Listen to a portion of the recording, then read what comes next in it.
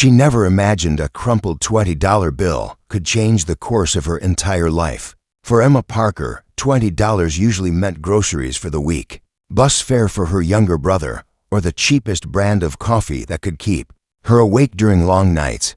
But that night, as her best friend shoved the bill into her hand, it meant something far stranger, the request to ruin a stranger's blind date. Emma wasn't the type who played games with people's hearts. At 25, she barely had time to play with her own. Most of her energy went into working double shifts at the Maple and Stone Cafe, a small corner restaurant tucked between two skyscrapers. In downtown Manhattan, it was a place where people in tailored suits ordered lattes while scrolling through emails, and where Emma carried trays with a smile that often felt glued on. She lived in a cramped apartment in Queens with her 17-year-old brother, Jack, whose laughter was the only thing that made the peeling wallpaper and creaky floorboards feel less heavy. That night, as Emma wiped down the counter and tried to coax the broken espresso machine into behaving, her best friend Lena Summers burst through the cafe door. Lena was everything Emma wasn't: glamorous, confident, with a laugh that filled the room like champagne bubbles.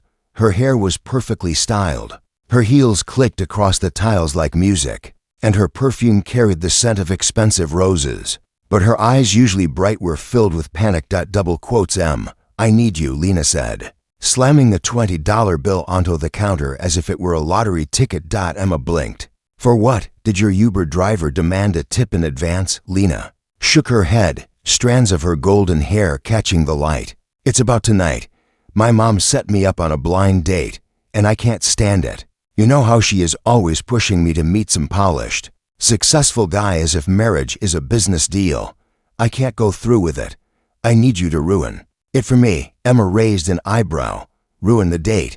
With $20? It's all I had in my purse, Lena said quickly, sliding the bill closer. Please, Em, just show up at the restaurant. Pretend you're someone from his past. Or say something that makes him run for the hills. You're clever, you can improvise. Just make sure it crashes and burns so I don't have to suffer through the evening. Emma leaned back against the counter, folding her arms. Lena, this is insane.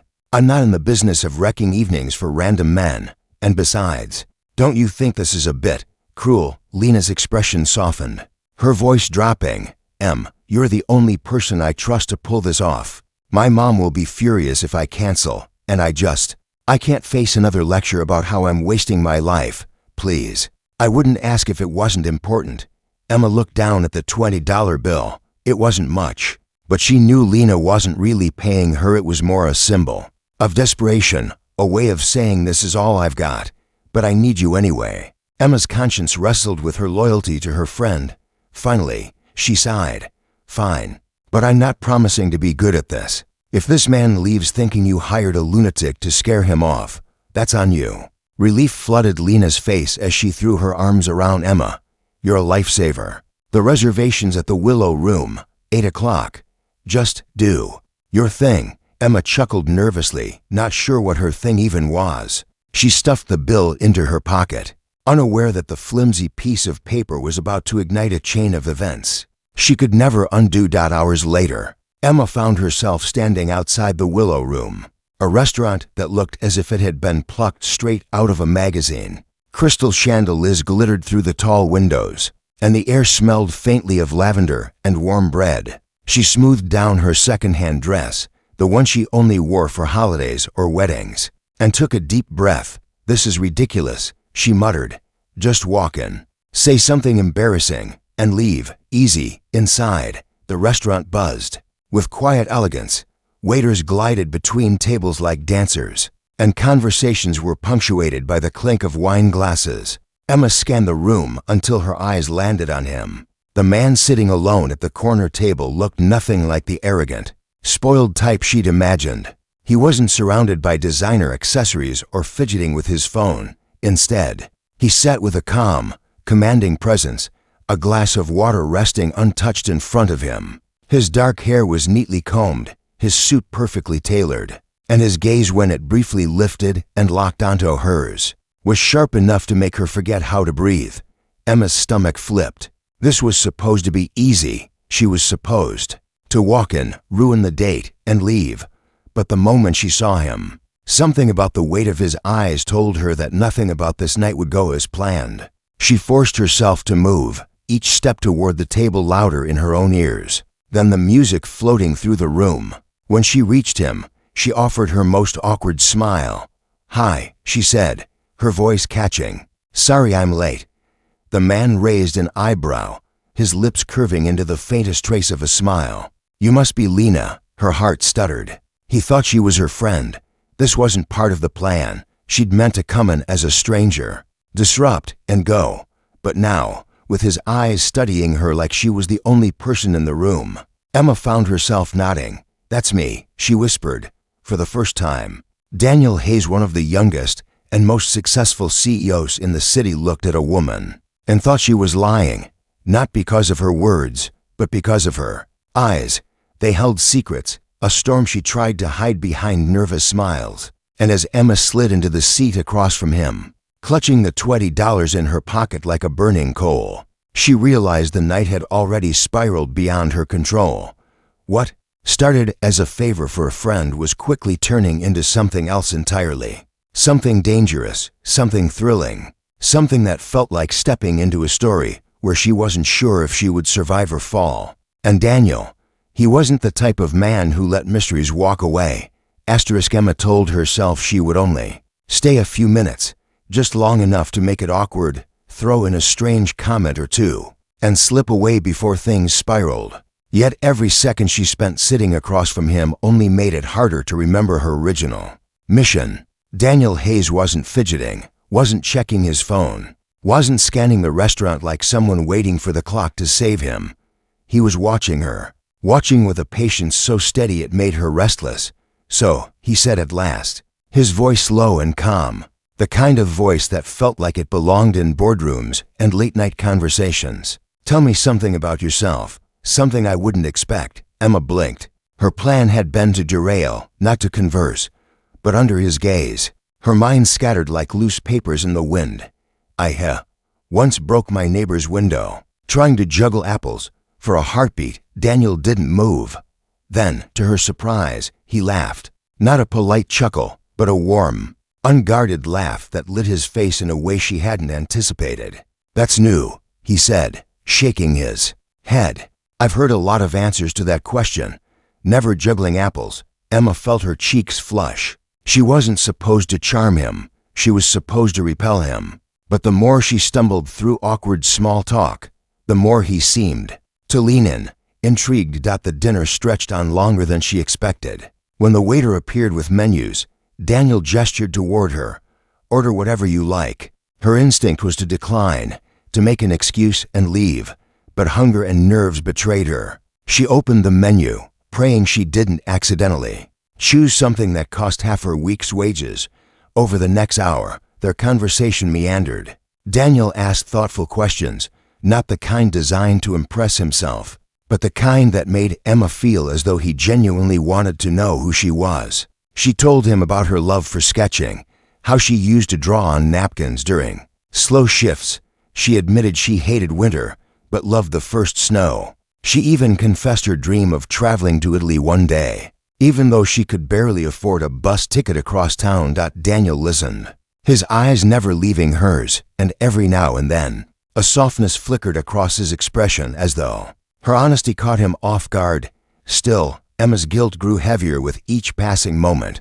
Lena had trusted her to ruin this, and here she was doing the opposite. The $20 bill in her pocket felt like a secret branding iron, pressing into her skin. When the plates were cleared, Daniel leaned back, studying her with quiet intensity. "You're not what I expected," he said finally. Emma forced a laugh. "That's good or bad?" "Good," he replied, and there was something final in the way he said it. Before she could respond, his phone buzzed on the table. He glanced at it, and for the first time, Emma saw a crack in his composed exterior. The name flashing on the screen, someone named Carter, made his jaw tighten. He declined the call without explanation. But the moment shifted. He straightened, his gaze sharper now, as if reminded of a world beyond their table. "Would you like to take a walk?" he asked suddenly. Emma hesitated. This was the perfect moment to end it, to apologize for wasting his time, to vanish into the night and call the whole plan a disaster. But instead, she found herself nodding outside. The city glittered under the streetlights. The Willow Room overlooked a quiet park, and Daniel guided her toward the path that wound through it. Their footsteps echoed softly on the pavement. For a while, they walked in silence. Then Daniel spoke. "You're hiding something." The words froze her mid-step. "Excuse me." He stopped, turning to face her. "Don't get me wrong, you've been refreshing, but there's something about you that doesn't add up. You talk like someone who's carrying a weight, and you sit like someone who wants to leave but can't." Emma's heart pounded in her chest. She scrambled for an excuse, but none came. "Maybe I'm just bad at first dates." His mouth curved into a half-smile. "Maybe, or maybe you're the most interesting puzzle I've met in a long time." Her breath caught, because there was no mockery in his tone, just curiosity. He wasn't trying to catch her in a lie. He wanted to understand her, and that, somehow, felt even more dangerous. They continued walking until they reached the park's fountain. The water shimmered in the glow of the lampposts, and Emma found herself staring at her reflection, wondering what Daniel saw when he looked at her. She wasn't Lena, the glamorous friend he had been set up with. She wasn't wealthy, wasn't accomplished. She was just a girl who had accepted $20 to play a role she wasn't equipped to play. Yet Daniel stood beside her as though she belonged in that moment. "You remind me of someone," he said quietly. "Who?" she asked, her voice barely audible. "Myself," he answered, "before everything changed." The confession lingered in the air, heavier than the night around them. Emma wanted to ask what he meant, but the look in his eyes told her not to press. He was giving her a glimpse of something rare wound beneath the armor, and she didn't want to shatter it by demanding more. When he walked her to the curb and offered to call her a cab, Emma shook her head. "I'll take the train. It's fine." Daniel studied her for a long moment, as though committing her to memory. Then he slipped a card into her hand. "If you ever want dinner again, call me, no pressure." Emma stared at the card as he disappeared into the back of a sleek black car. Embossed letters spelled out Hayes Industries. It was only then she realized who he really was. Daniel Hayes wasn't just another man on a blind date. He was the youngest CEO in the city, the subject of magazine covers and business headlines, a man who moved billions with a signature, and she had just spent the evening lying to him. The train ride home blurred past in a fog of guilt and wonder.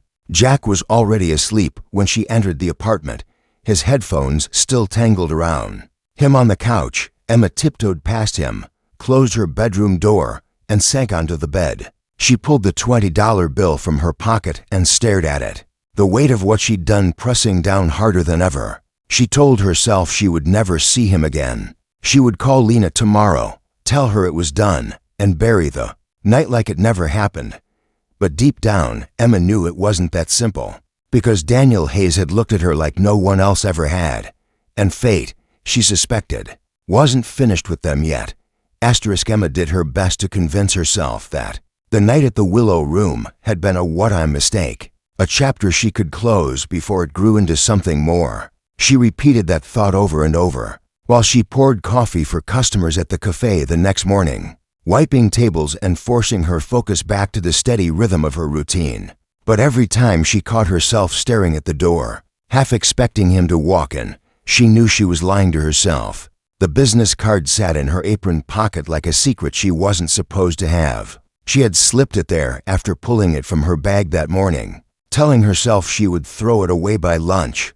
But when she tried, her hand wouldn't let go. The embossed name Daniel Hayes, Hayes Industries, looked too sharp, too permanent, too much like a door to a world she didn't belong in. The bell above the cafe door chimed, and Emma looked up, her stomach tightening. For a moment she thought it really was him, but instead a group of office workers in wrinkled suits came in, laughing about something that had happened on the subway. Relief and disappointment tangled together in her chest. "Daydreaming?" her co-worker, Maria, asked with a smirk, sliding a tray of muffins onto the counter. Emma forced a laugh, something like that. But by the end of her shift, when the bell rang again, it really was him. Daniel Hayes didn't belong in her world. He stood out instantly, even without the tailored suit he had worn the night before. Today he was dressed more casually, in a dark sweater and slacks, but his presence drew every pair of eyes in the cafe. Conversations slowed, and even Maria nearly dropped a tray when she recognized him. Emma's pulse quickened as he walked directly to the counter. "Good morning," he said simply, as if this were the most natural thing in the world. "Mr. Hayes," she stammered, her fingers tightening around the coffee pot. "Daniel," he corrected. His tone was calm, but his gaze didn't waver. "Do you mind if I sit?" Emma swallowed. It's a free country." He smiled faintly and chose a table near the window. She tried to ignore him, focusing on her tasks, but it was impossible not to feel the weight of his presence as the minutes stretched on. Eventually, Maria nudged her with an elbow. "You gonna serve him or stare at him all day?" With her heart hammering, Emma grabbed a notepad and walked over. "What can I get you?" "Coffee," he said, black, and maybe a few answers. "If you're willing." She froze, the pen trembling in her hand. "Answers?" Daniel leaned back, his expression unreadable. "I know you weren't who you said you were last night, but I don't know why." Her stomach dropped. He raised a hand gently. "Relax. I'm not here to interrogate you. I'm here because I found our conversation honest, more honest than I've had in years, even if everything around it wasn't. And I'd like to have another one." Emma stood there, torn between fear and something she couldn't quite name. He should have been furious.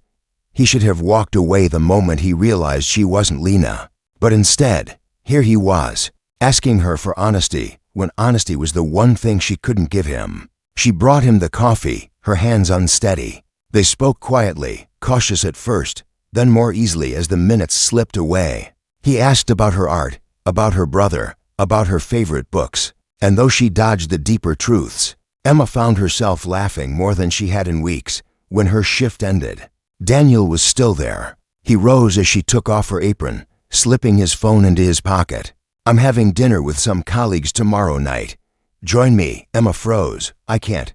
I work late." "I'll send a car," he said simply, as though logistics were never a problem for him. "Think about it."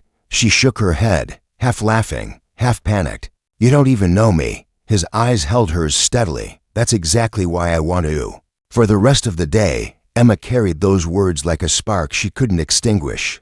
By the time she got home, Jack was sprawled across the couch with his textbooks open, muttering at algebra problems. "You're late," he said without looking up. "I know. Long day." She sank into a chair, staring at the ceiling. Jack glanced up, studying her with the sharp intuition only a younger sibling could have. "You're acting weird. Did something happen?" Emma considered telling him, but how could she explain? How could she confess she was tangled up in something that had started as a lie and was quickly becoming something dangerously real? Instead, she forced a smile. "Nothing you need to worry about." But when she closed her bedroom door that night, she pulled out the card again, tracing the letters with her thumb.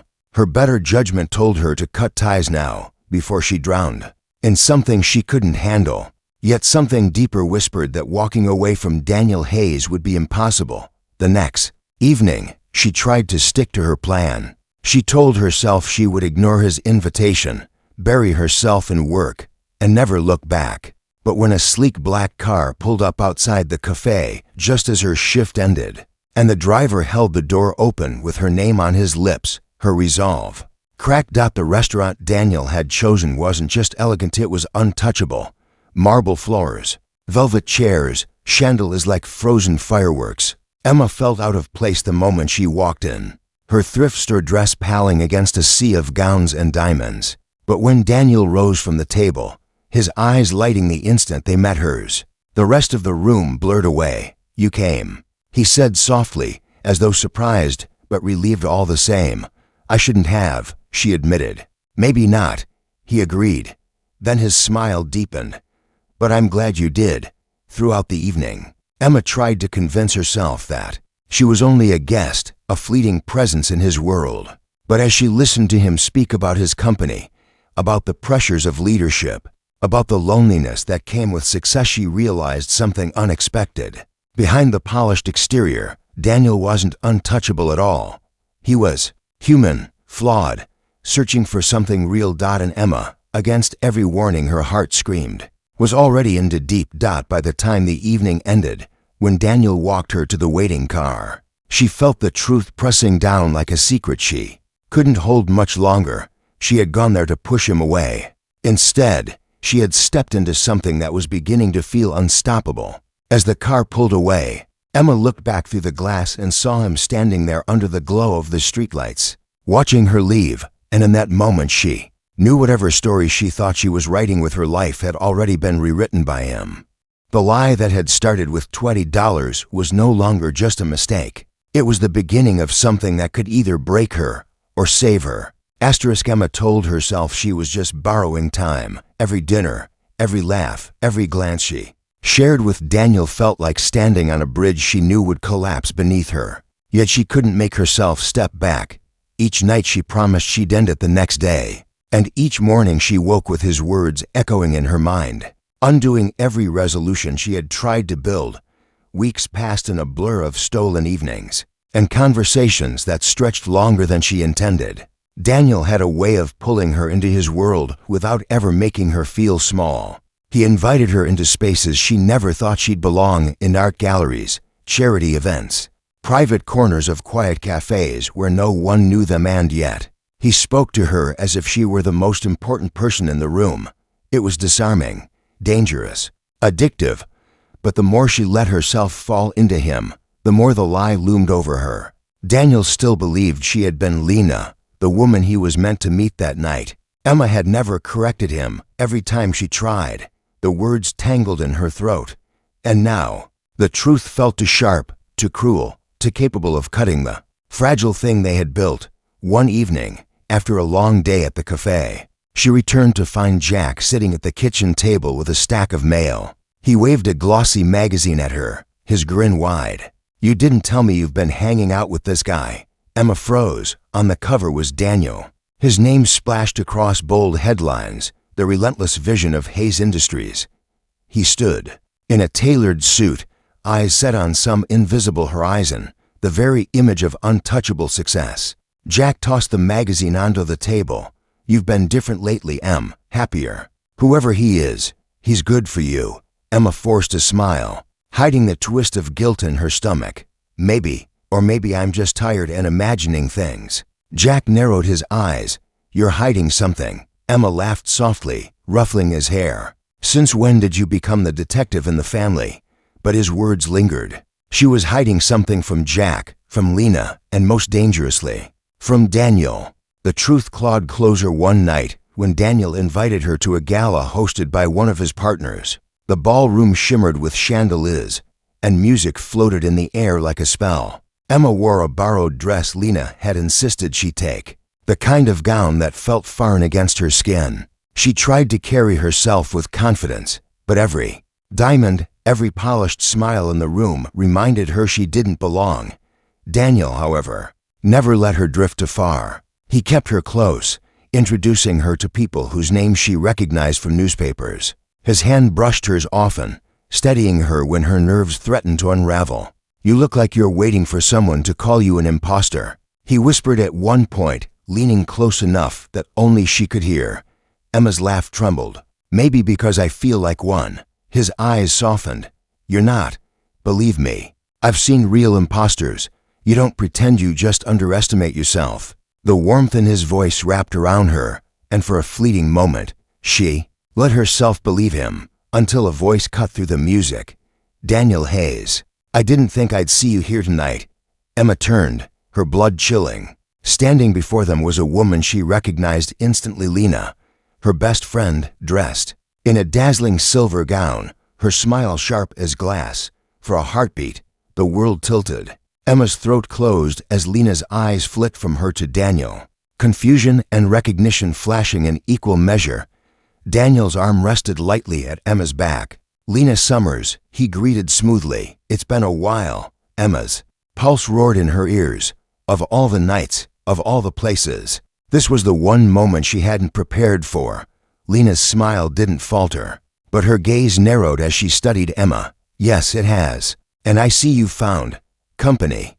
Daniel nodded. "Emma's been keeping me sane through some very long weeks." The sound of her real name hanging in the air struck Emma like lightning. Daniel didn't know the half of it didn't know. That the woman he had been meant to meet, the woman Lena's mother had chosen for him, was standing right in front of them. Emma tried to steady her breath, to force her expression into something casual, but Lena's eyes held hers with unspoken questions. The $20, the desperate plea, the whole reason this had started it all crashed back into her mind at once. For the rest of the night, Emma moved through the ballroom in a haze, her smile a fragile mask. Daniel carried on as though nothing had shifted, but Lena's presence lingered at the edges, silent and sharp. When the gala finally ended, Daniel offered his hand to help Emma into the car. "You've been quiet tonight," he said gently. "I just had a lot on my mind," she managed. He studied her, his gaze probing. "If there's something you're not telling me, Emma, I'd rather hear it from you."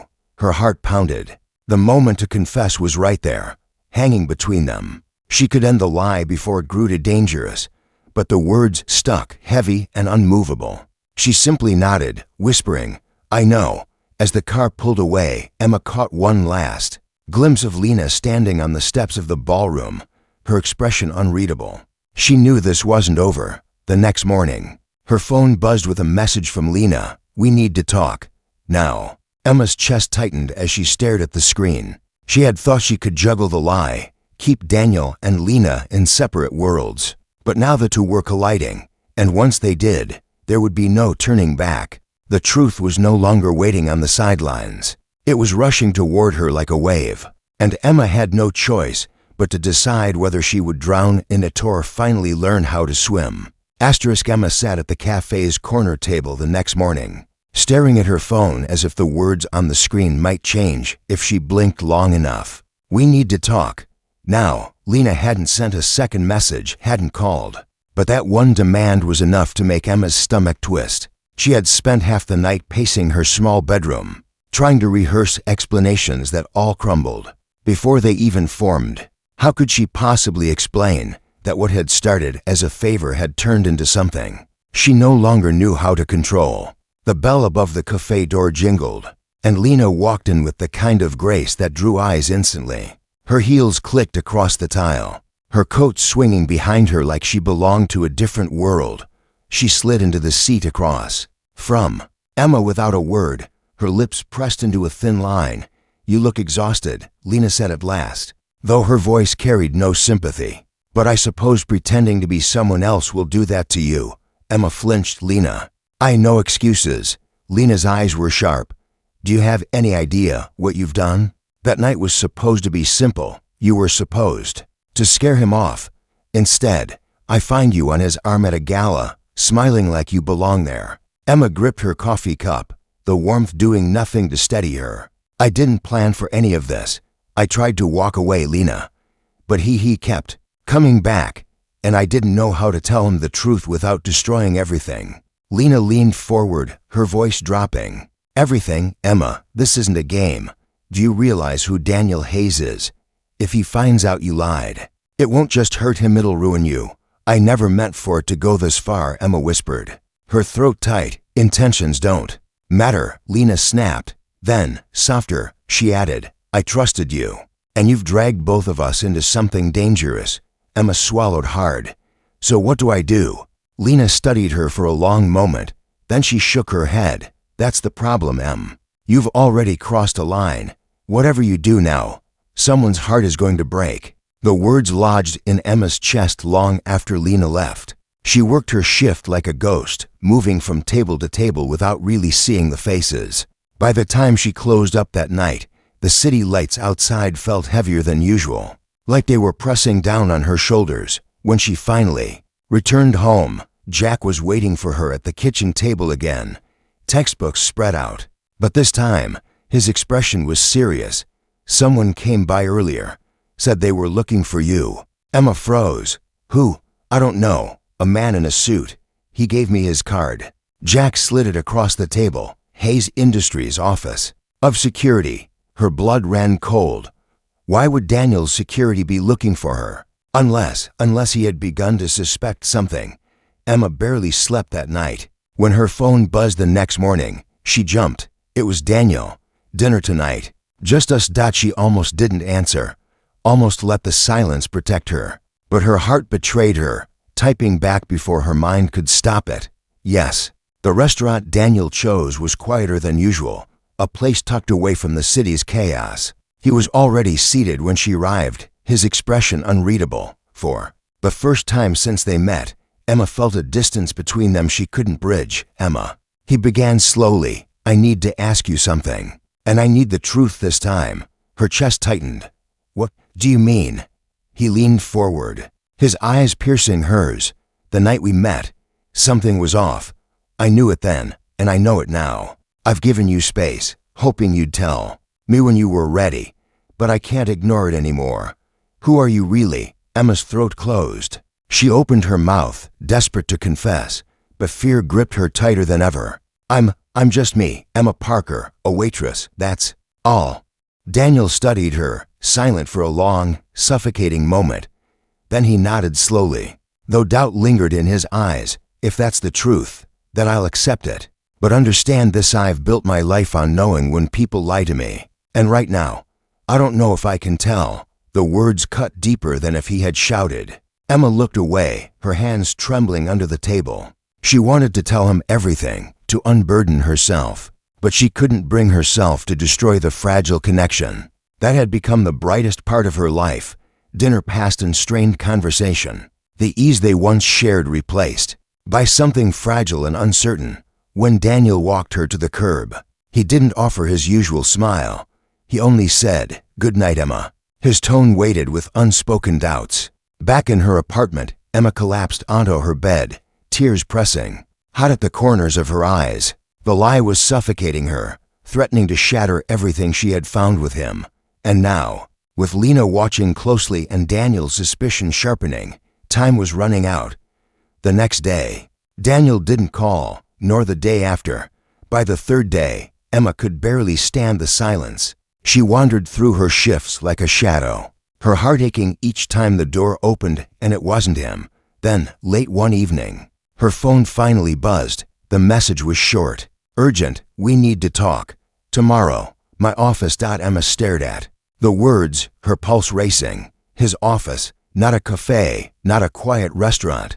His world. Something told her this wasn't an invitation. It was a reckoning, and as she lay awake that night, staring at the cracked ceiling of her tiny apartment, Emma knew the truth she had buried for so long would finally demand to be heard. Whether she was ready or not, Emma stood outside the glass tower of Hayes Industries with her hands shoved deep into her coat pockets, her breath fogging in the cold evening air. The building rose like a monument above her, sleek and gleaming, every window glowing with the kind of life she had only ever witnessed from the outside. She had never belonged in places like this, and tonight felt no different. Yet Daniel had asked no, summoned her here, and she knew this was not going to be another charming dinner or easy conversation. This was the moment everything she had been hiding would come crashing down. Inside, the lobby buzzed with quiet efficiency. Polished floors reflected the golden light, and men and women in tailored suits moved with purpose. Emma gave her name to the receptionist, who made a quick call before gesturing toward the elevators. Top floor, she said. The ride up felt endless. Emma stared at her reflection in the elevator's mirrored walls, wondering if Daniel would even recognize the girl who stepped off. She had dressed as neatly as she could, pulling her hair back, wearing the one blazer she owned. But nothing could mask the truth clawing inside her. When the doors opened, she was greeted by silence. A long corridor stretched before her, ending in glass doors etched with his name. She pushed them open, her palms damp, her legs trembling. Daniel stood by the window, his back to her, the city skyline blazing behind him like fire. He didn't turn right away, but she felt his awareness fill the room the moment she entered. "You came," he said finally, his voice low. Emma swallowed.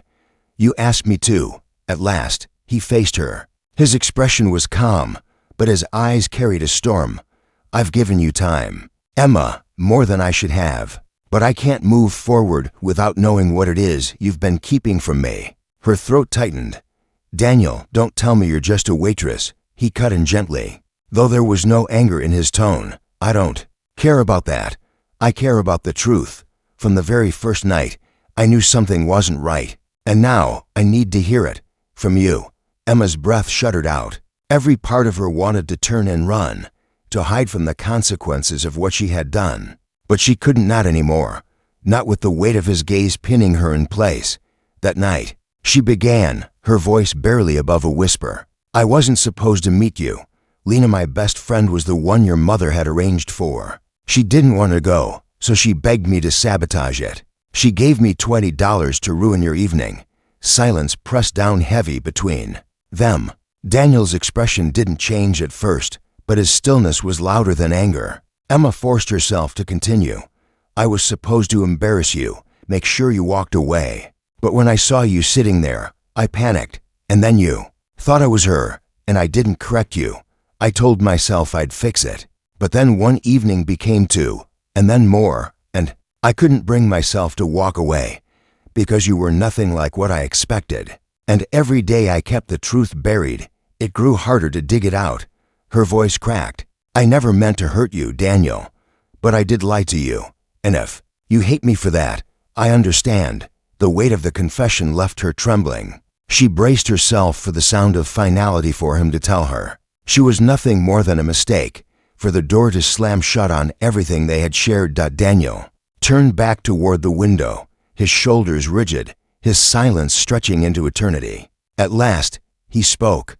"Do you have any idea how much I despise dishonesty?" His voice was steady, but something raw threaded through it. "My entire world is built on trust that people will do what they say, that their word means something. And yet, the one person I let inside starts with a lie." Emma's eyes blurred with tears. "I know.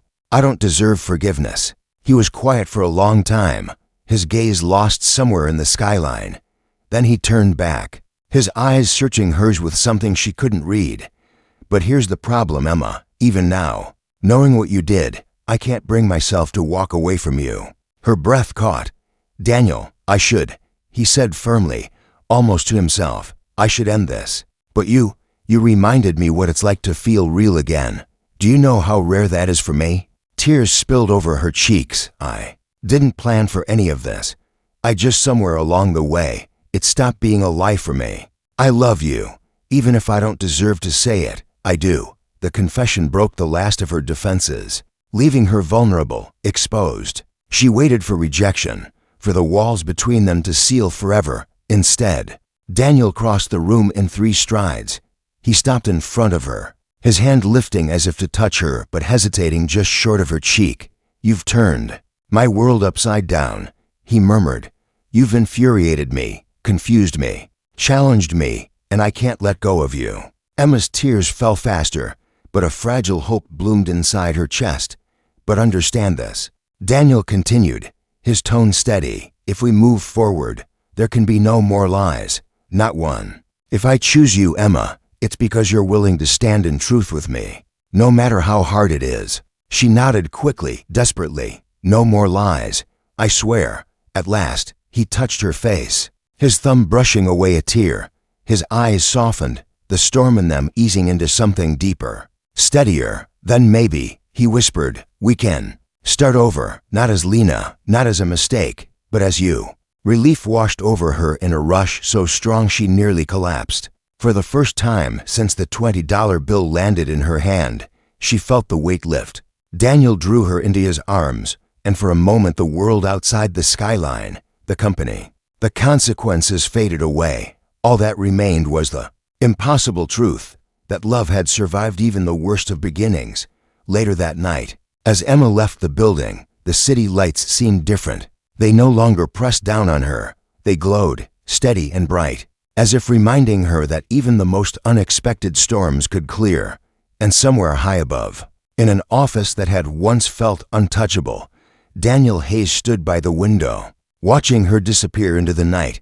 For the first time in years, he allowed himself to believe that trust, once broken, could be rebuilt stronger than before. The story that had begun with $20 was far from over. In fact, Emma realized, with a trembling smile, it had only just begun.